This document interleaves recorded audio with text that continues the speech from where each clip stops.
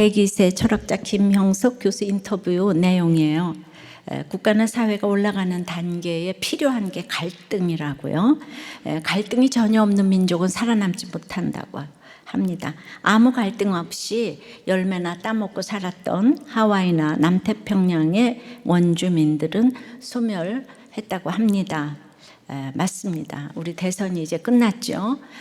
당선인 또 낙선인들 다들 이제 또 그 본인 또 그 가면 갈등들이 많을 텐데 이 갈등 충만이 성령 충만이라고 하죠.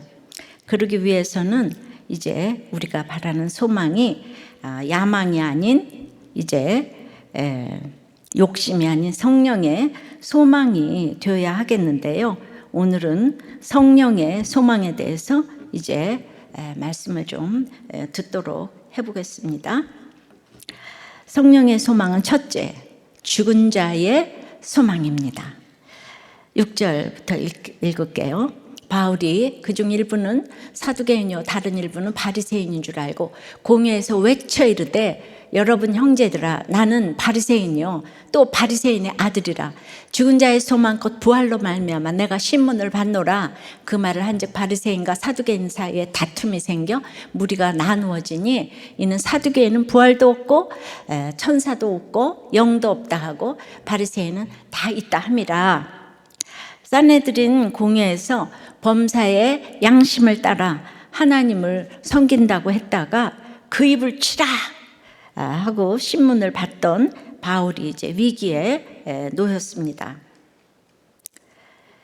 지금으로 생각하면 산헤드린 공회는 국회나 마찬가지죠. 바울 한 사람이 이제 예루살렘 교회 지도자도 모으고 수많은 유대인 무리들도 모으고 로마 천부장도 부르고 이제 한 나라의 국회도 소집을 했네요. 놀랍죠? 로마 황제가 와도 이렇게는 못합니다. 로마 황제가 오면 도리어 기독교 지도자 또 무슨 교회 지도자들 다 숨어 버리겠죠. 바울은 그냥 죄인으로 묶여 있는데 온 나라가 지금 바울에게 몰려옵니다. 우리가 볼 때는 바울이 죄인으로 공회 앞에 서 있는 것 같아요. 하지만 하나님께서 보실 때는 바울 앞에 이 공회가 서 있는 것입니다. 하나님께서 이 복음 때문에 그 공회를 소집시키고 바울 앞에 이렇게 이제 이 공회를 세워둔 것이죠. 그 순간 이제 위기의 순간이었지만 바울은 이제 구원의 관점으로 주목을 하고 있으니 생각지도 못하던 바리새인과 사두개인의 이 신학 사상이 딱 보였어요. 그래서 이 문제를 다른 국면으로 끌고 가려는 바울의 기지가 이제 빛을 발하죠. 바울은 부활을 오늘 죽은 자의 소망이라고 분명히 말합니다. 근데 왜 이 말 앞에서도 이렇게 둘러 나뉘어져서 다툴 수밖에 없었을까요?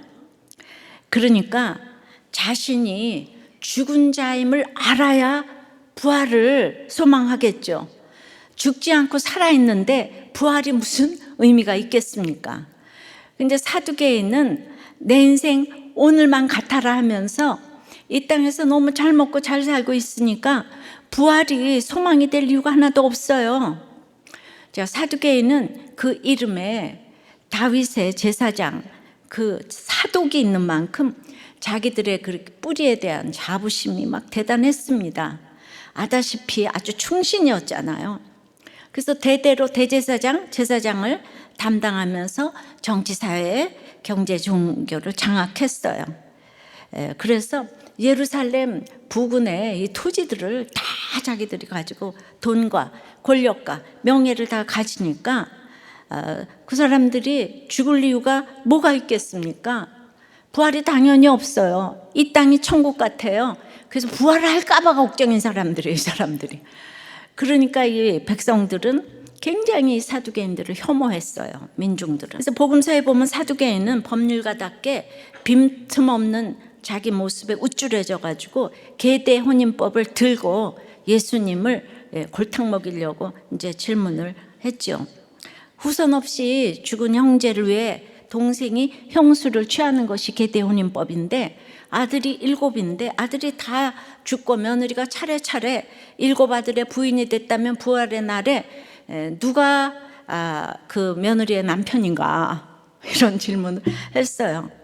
너무 참 우스운 질문이지만 이건 박사도 모르는 심각한 질문이죠. 이 땅의 박사들, 가고 오는 사람들이 다 질문하는 거예요. 예수님을 아마 코너로 몰았다고 생각을 했을 것입니다. 그러나 천국은 시집도 장가도 안 간다 그랬죠. 구원받은 성도들만 있다 그랬어요. 근데 또 이 말이 어떻게 믿어지겠어요? 부활은 과학적으로 증명된 것이 아니에요. 물론 증명을 해도 믿을 사람만 믿습니다. 부활은 증명되는 것이 아니고 전제되는 것이에요. 우리가 너무 존경하는 순수 이성 비판을 쓴 칸트가 태초에 천지를 창조하셨다는데, 그럼 그전에도 시간이 있는데 그 시간은 뭐라고 하는가? 창조 이전의 공간은 또 뭐라고 하느냐?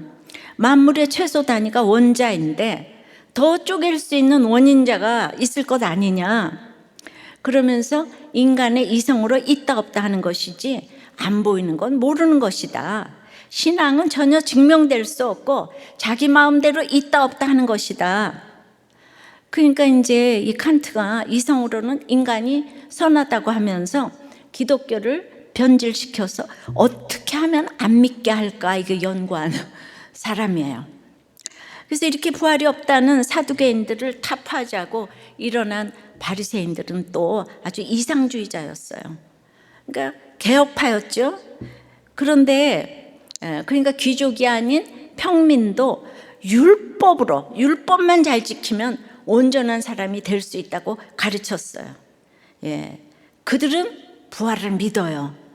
그러나 그 믿음은 그들 자신이 필요해서 간절한 소망으로 믿는 것이 아니고요. 그들의 믿음은 명분을 위한 것입니다.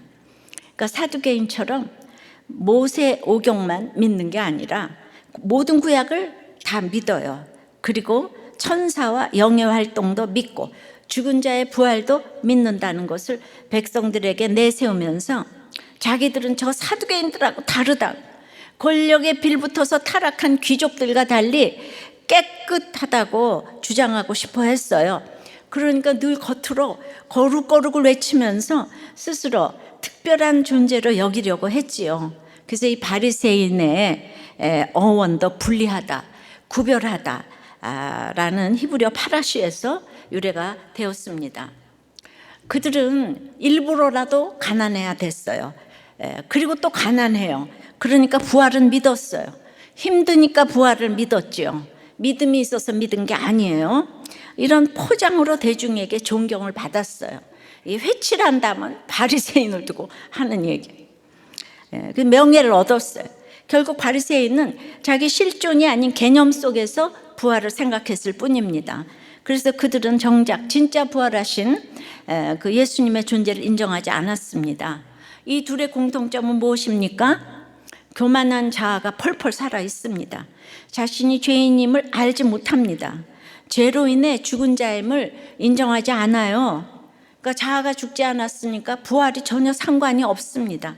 그저 눈에 보이는 세상 성공을 붙잡으려고 몸부림치다가 죽음 앞에서 평생 쌓은 모든 것을 잃어버리기 싫어서 슬피 울며 이제 이를 갈게 되는 거죠.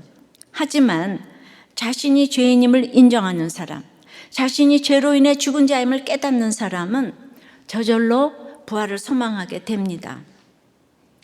그러니까 바리새로 표현되는 이 경건주의, 사두개로 표현되는 이런 쾌락주의 중 우리가 경건이 옳아 보이지만 사실 그 둘 중에서 더 나쁜 건 경건주의예요. 왜냐하면 영적 교만이 제일 무섭기 때문이에요. 그래서 늘 그냥 화 있을진저 이 바리새인들, 예수님 독사의 자식들아 그러지, 화 있을진저 이 사두개인은, 그리고 우리가 막 기독교인들끼리도 김바리새인, 이바리새인이지, 이 사두개인, 김 사두개인 이러지는 않잖아요, 그죠? 그러니까 이게 둘이 이제 싸우는 거예요. 그러니까 이 세상의 학설은 모두 바리새의 경건과 사두개의 쾌락과의 싸움이에요. 보수 진보도 마찬가지예요. 그러니까 막 진보가 좋아 보여서 권력을 가지면 또 똑같이 갑니다. 끝엔 다 돈이 있기 때문에 누구도 예외가 없어요. 경건적 요소와 쾌락적 요소는 예수가 없으면 다 똑같이 선한 것이 하나도 없어요. 왜냐하면 자기 양심으로 하니까. 자기 양심이 선한 게 없고 인간은 100% 죄인이라고 했기 때문에요. 근데 이것이 우리는 분별이 되지를 않아요. 어쨌든 겉보기에 철저하게 율법을 지키고 존중하던 바리새인들은 막 금식도 하고 11조도 막 이러니까, 그리고 게다가 가난하기에 서민들의 신임을 이제 받고 있었습니다.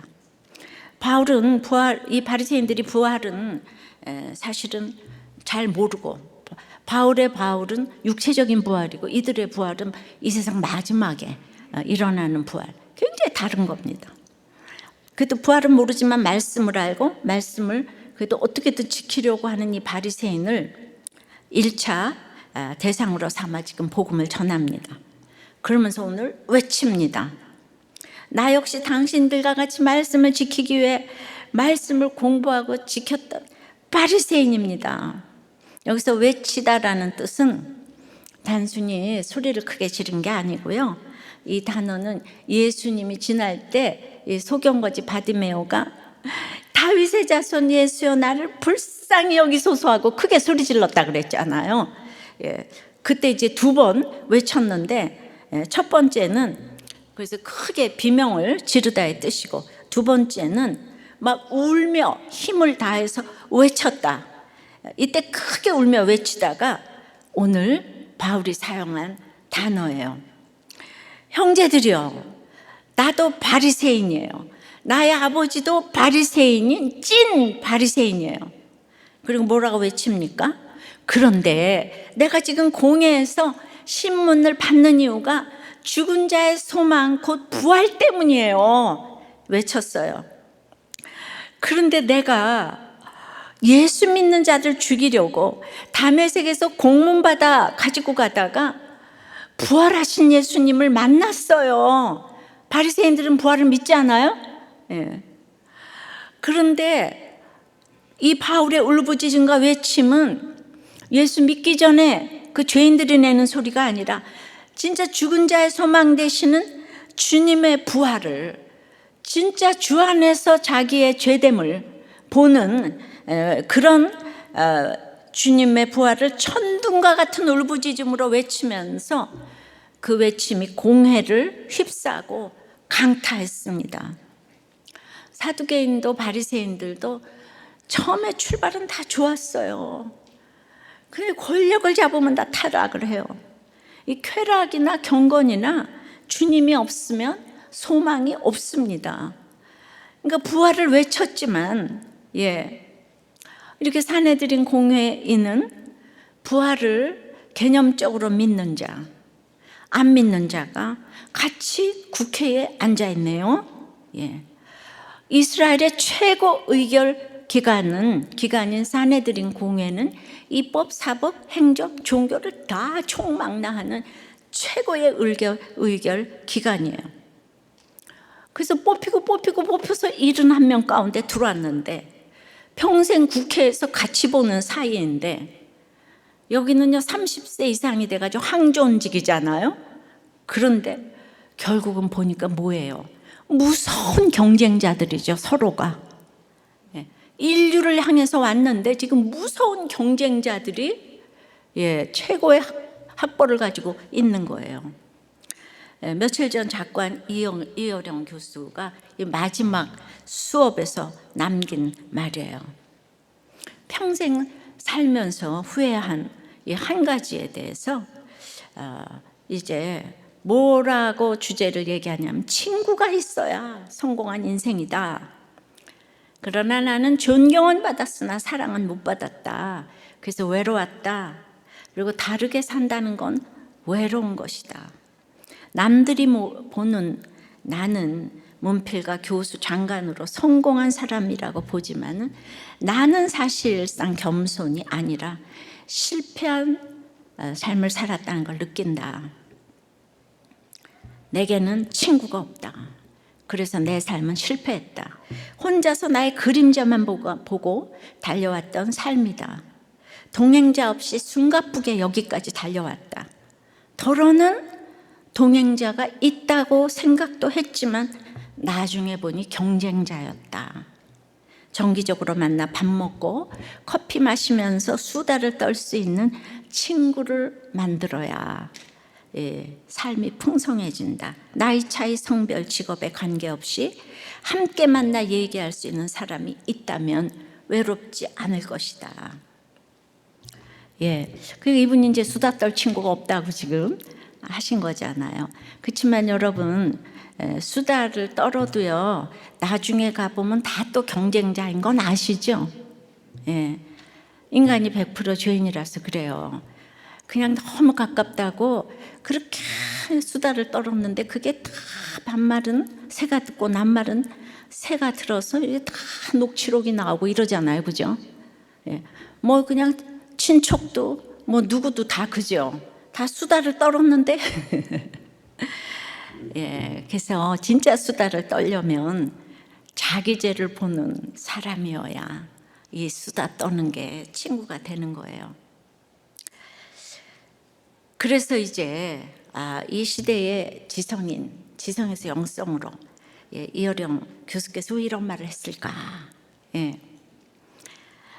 이분이 이제 그 믿음에 그게 없잖아요. 그래도 믿은 지 꽤 또 오래 되셨어요, 근래에.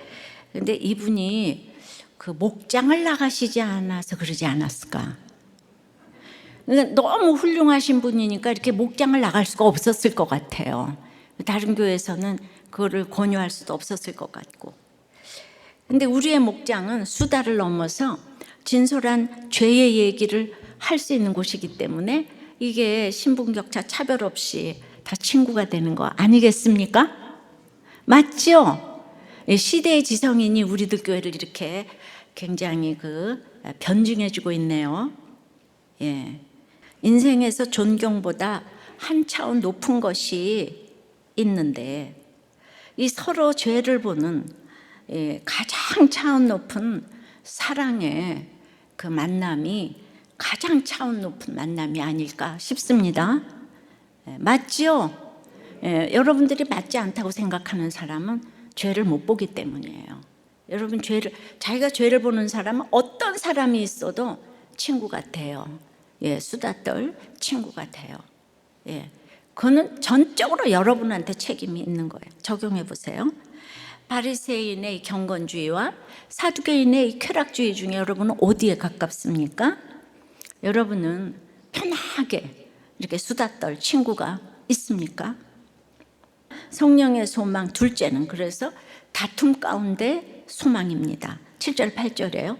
그 말을 한즉 바리새인과 사두개인 사이에 다툼이 생겨 무리가 나누어지니 이는 사두개인은 부활도 없고 천사도 없고 영도 없다 하고 바리새인은 다 있다 함이라.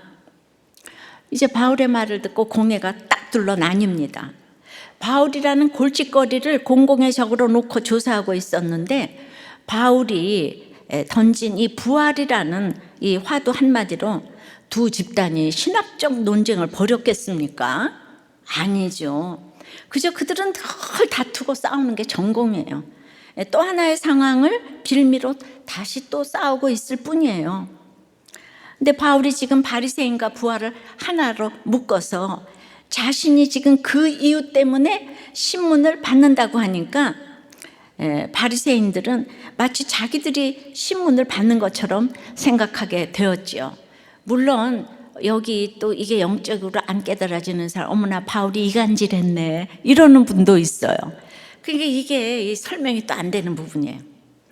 또 저 사두개인들이 프레임을 씌워서 공격을 하는 것이구나. 반대로 사두개인들은 바울을 향해서 또 바울과 한패인 바리새인을 향해 그냥 또 이렇게 분이 났어요. 그래서 그 바울을 조사하던 공회가 자기들끼리 서로 이제 다투게 되었습니다. 우리는 진영 논리를 지금 보고 있잖아요. 바른 말도 네 편이 말하면 안 믿어요. 거짓말도 내 편이 말하면 맞다 하는 거를 지금 보고 있습니다. 우리가 이렇게 성경을 보면서 바리새인 사두개인들을 보게 되면 이런 인간론을 알게 되면은요, 인간론을 알아야 되는, 성경은 인간론인 거예요. 옳고 그름으로 세상이 알아주는 게 아니고요. 그런 얘기 100번 해도 아무도 안 변해요. 바로 이 사내들인 공예의 결정으로, 이 똑똑한 사람들의 결정으로 예수님이 틀려서 십자가에서 돌아가셨겠습니까? 바로 이 사내들인 공예에서 예수님을 죽이고 스데반을 죽이고 이제 바울을 죽이려고 지금 재판을 하고 있잖아요. 사내들인 공예는 이스라엘 최고의 의결 기구예요. 이런 것들을 성경을 보면서 객관적으로 봐야 합니다. 항상 구원을 주목하면 보이는 게 있어요.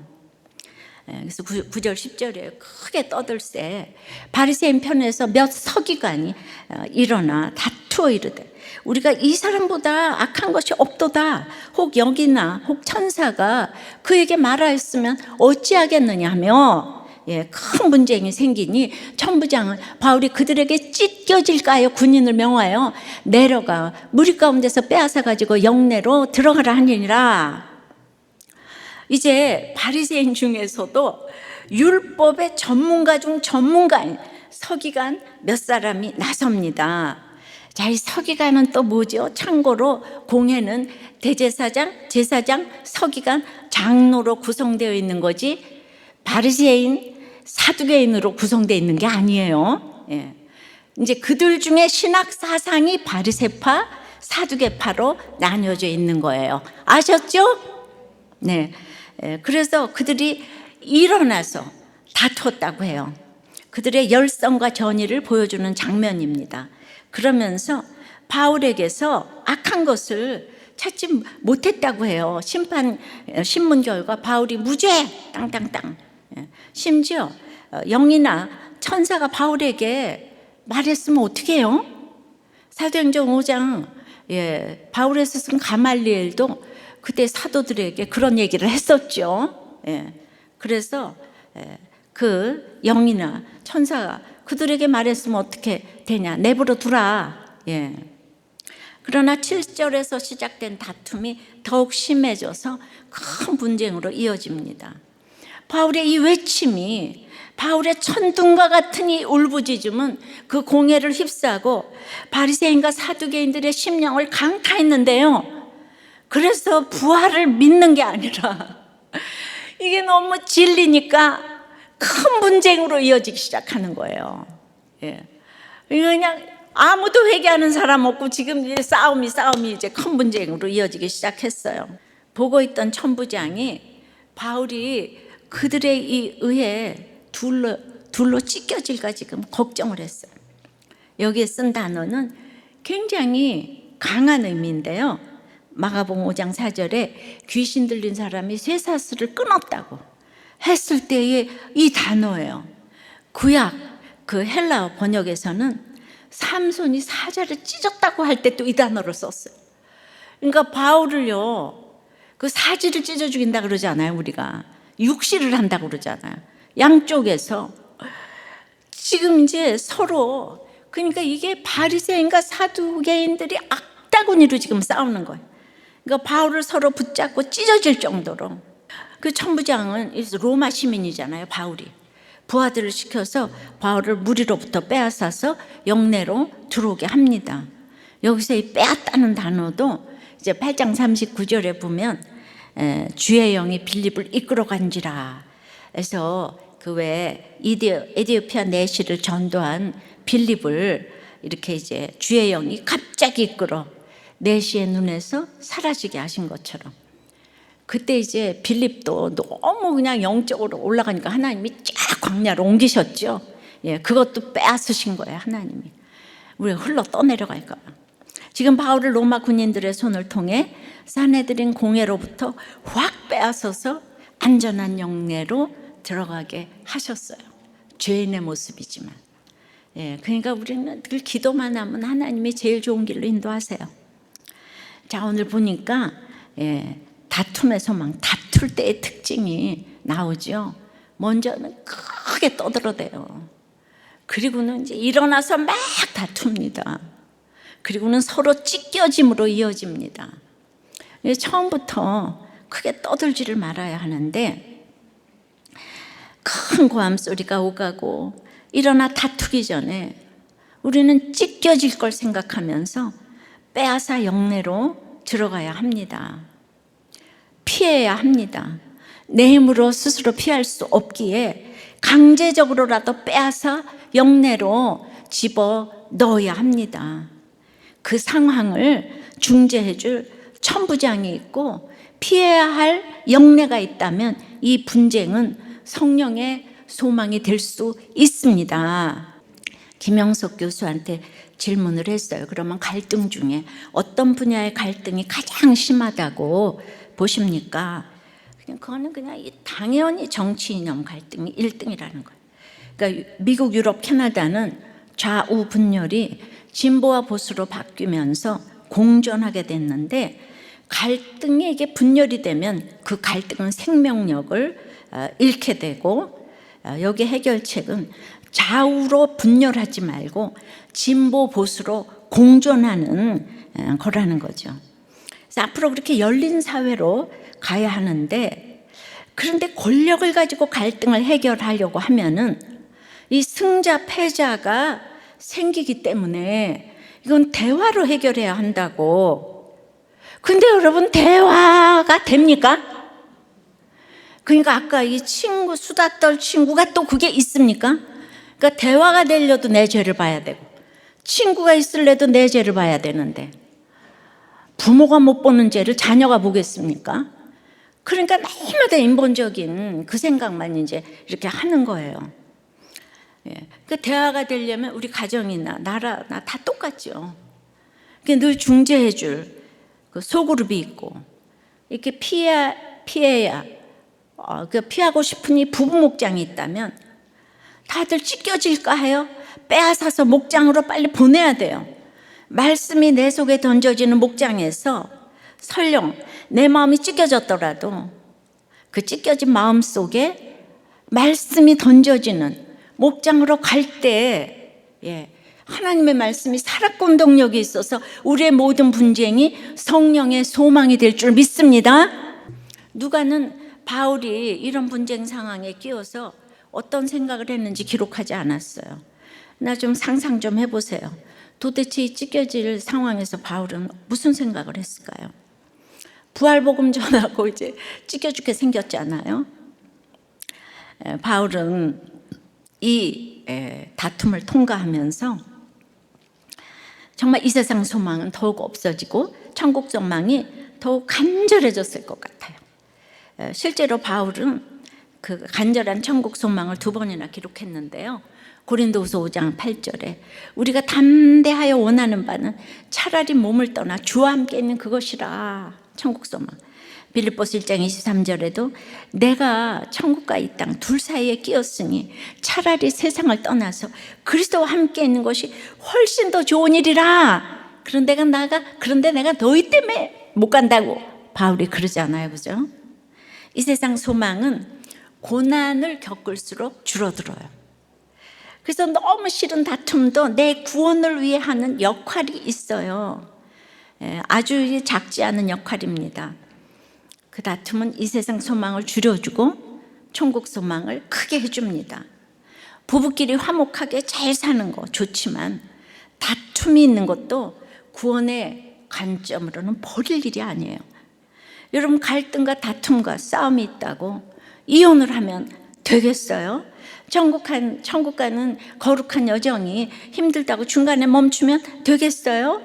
결혼이 힘들고 고단하지만 더 간절해지죠. 내게 이익이 하나도 없는 것 같지만 이제 주님이 내 거룩을 위해서 내 구원을 위해서 내 육이 무너지고 영이 세워지기 위해서 만세전부터 예정하신 최고의 세팅으로 지금 만나게 하신 거예요. 자동차에 브레이크가 없으면 속도를 내지 못하잖아요. 엑셀과 브레이크가 함께 있어야 자동차는 속도를 얻을 수 있고 하늘을 나는 새도 날개가 양쪽에 있어야 날 수 있고요. 엄마가 있어야 하고 아빠가 있어야 하고. 그런데 부부싸움을 아이에게 보여주면 안 되기 때문에 이혼을 한대요. 그런 미련한 얘기 좀 하지 말아요. 이렇게 예수 믿는 사람이 성령의 소망을 가지고 이 세상 소망을 좀 벗어나는 걸 보여줘야 되겠는데, 싸우는 거 보여주기 싫어서 이혼하고, 회사에서 갈등 관계가 싫어서 뭐 이혼을 하고, 뭐 많죠, 그죠? 갈등은요, 이게 분열이 되면 생명력을 잃어요. 자멸하게 돼요. 갈등은 이 세상 소망이 무너지고 성령의 소망 가지라고 주시는 것입니다.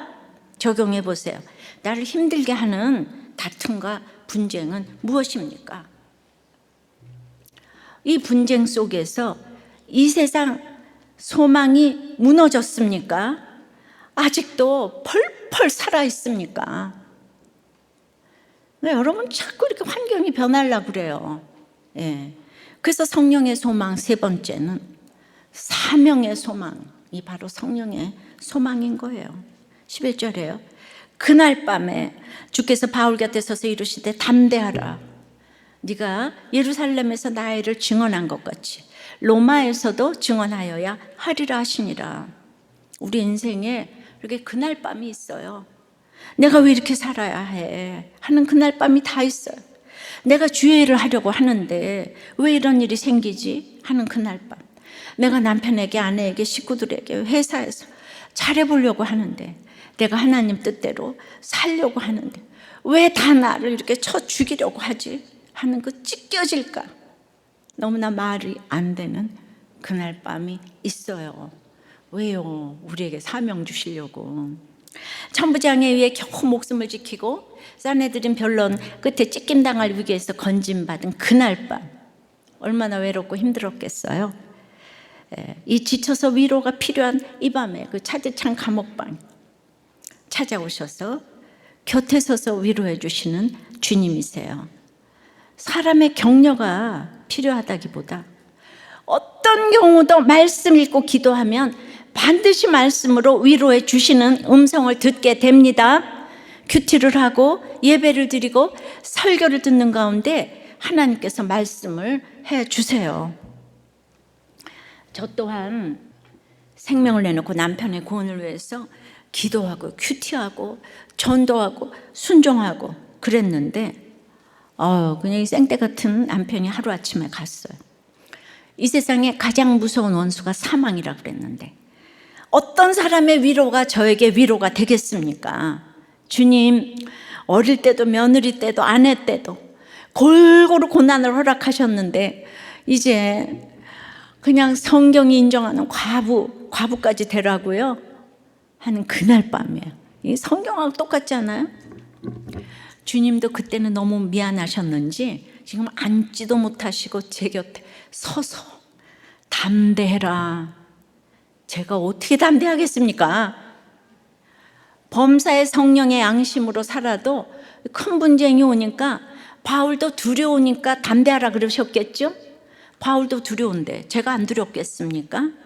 어려움이 클수록 두려움도 커요. 근데 이 단어는 뭐 담대해라 이거보다는 안심하라 내니 두려워 말라, 거기 안심하라와 같은 단어예요.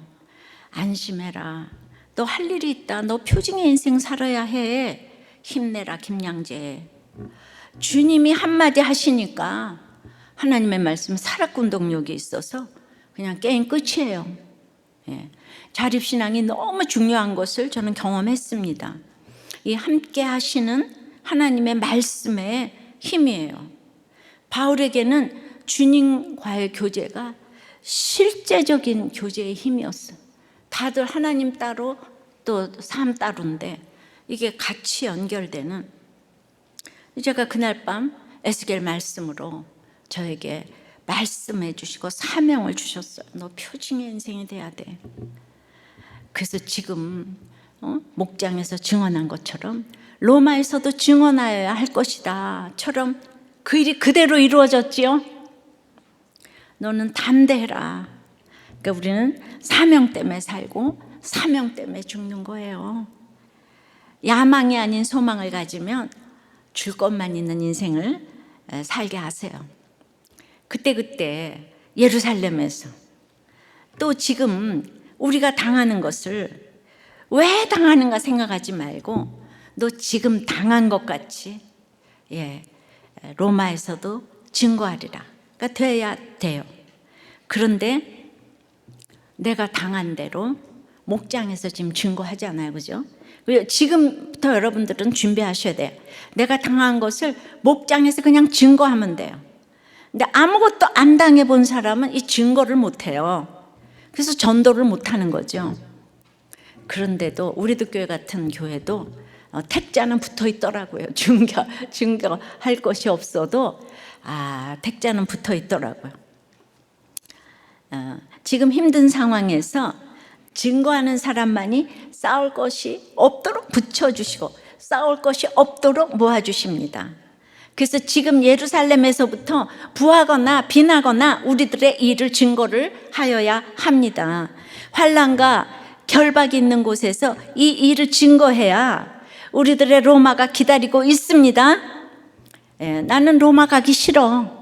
그래서 나는 예루살렘도 버릴 거야. 나중에 주의 일을 하겠다. 그런 거 싫어. 나는 지금 이혼해야 되겠어. 이런 사람은 지금도 아니고 죽도 밥도 안 된다는 거예요. 그래서 신앙은 인내라고 하죠. 참는다는 거. 우리 스트레스는요 다 있잖아요. 상황은 똑같이 있는데 내 믿음의 분량이 안 돼서 스트레스를 받는 거예요.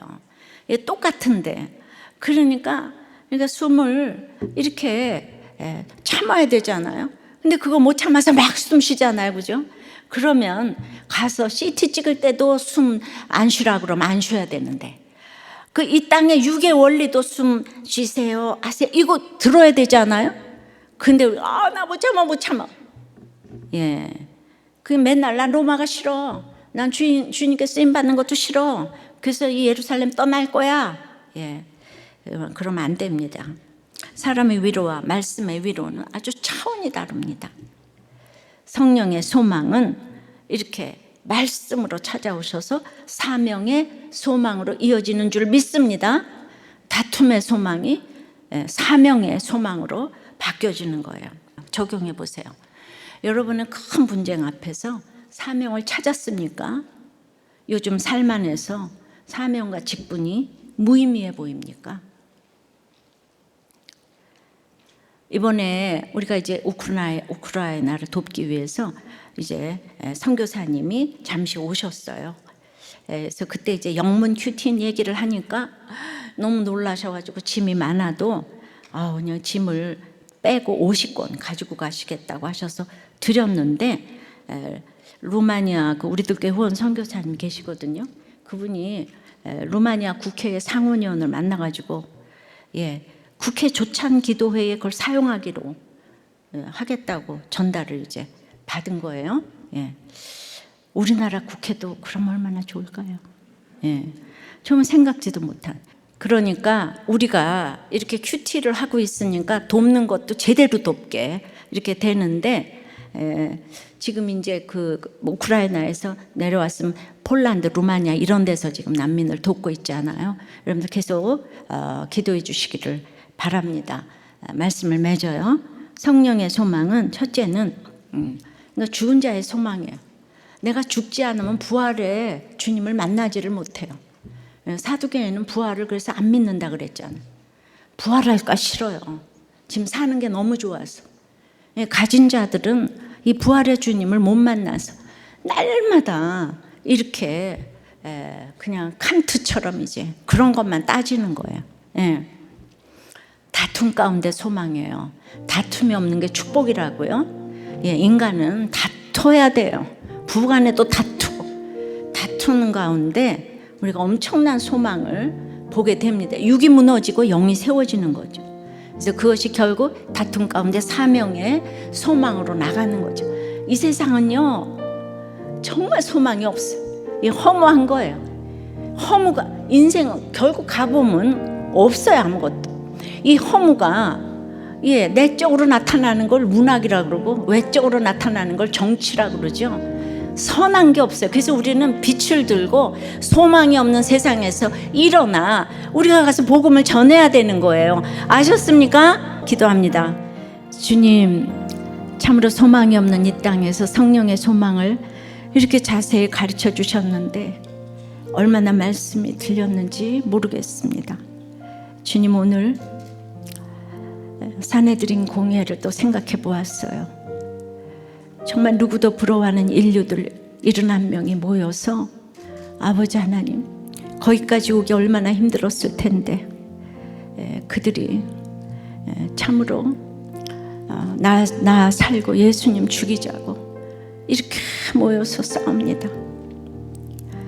그들이 입법, 사법, 행정, 종교를 다 책임지고 있는 최고의 의결 기구가 정말 부활을 입으로 믿으면서 그렇게 어려서부터 교회를 다니고 율법을 잘잘 외우면서 지금 이렇게 바울을 죽이자고 예수님을 죽이고 스데반을 죽이고 한 그 인류들의 모임, 사내들인 공회원을 보며 우리라고 다르겠습니까?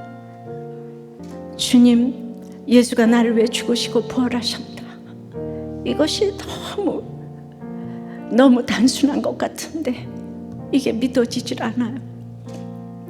우리 다음 세대를 부르짖고 우리 자녀들을 위해 기도하지만 부모들이 자기 죄를 못 보는데 자녀들인들 어떻게 자기 죄를 보겠습니까? 참으로 수다 떨 친구가, 내가 죄를 못 보는데 수다 떨 친구가 어디 있겠습니까? 주님, 어떻게 대화로 문제를 풀겠습니까? 다 본인이 잘났는데. 그러므로 이 다툼 가운데 믿는 우리가 정말 일어나서 빛을 발해야 되겠습니다. 소망이 없는 이 세상에서 아버지의 말씀을 들고, 아버지, 내가 증거가 되어서 내가 당한 삶에서 예수가 그리스도다 증거할 수 있는 우리 한 사람 한 사람이 되어서 입법, 사법, 행정법 그 한 사람이 다 들어가서 아버지 하나님, 이 세계를 바꿀 수 있는 이 바울 같은 한 사람이 나올 수 있도록 역사하여 주시옵소서. 우리의 다툼이 성령의 양심으로, 성령의 소망으로 갈 수 있도록 역사하여 주시옵소서. 이 세계적인 분쟁 가운데 아버지 하나님, 말씀 묵상 큐티인이 활성화되게 도와주시옵시고 영육 간에 도울 수 있는 우리가 될 수 있도록 주여 역사하여 주시고 불쌍히 여겨 주시고 살려 주시옵소서. 예수 그리스도 이름으로 기도드리옵나이다. 아멘.